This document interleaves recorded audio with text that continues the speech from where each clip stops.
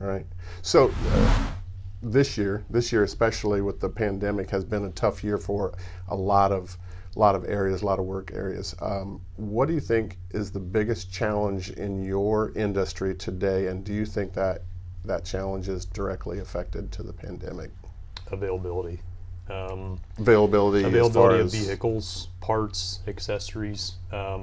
What people don't realize is that we have to sell to get vehicles back to sell. It's not just, hey, we turn in all these orders to GM or Chrysler or whoever it might be and say, hey, we want 5 trucks, 10 Equinoxes, and 2 Tahoes.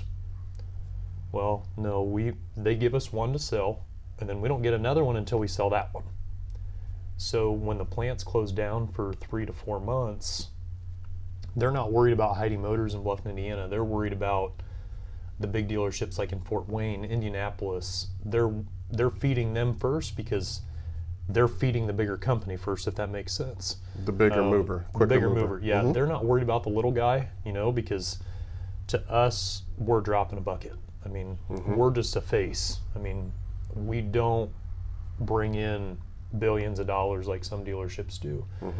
But what's happened is that it is driven, because there's no new vehicles, it has driven up the want for used cars.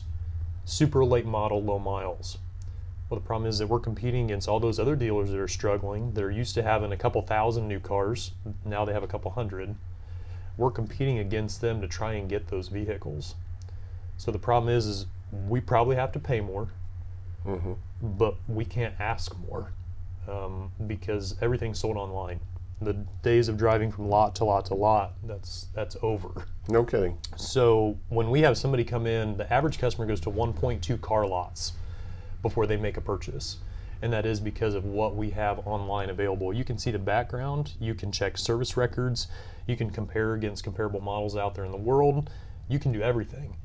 So the 0.2 is you're shopping at home, the actual 1 in that number is showing up and buying the vehicle. When they've made a decision When that they've I made- want this one, and you're the lot that has that Correct. at that point.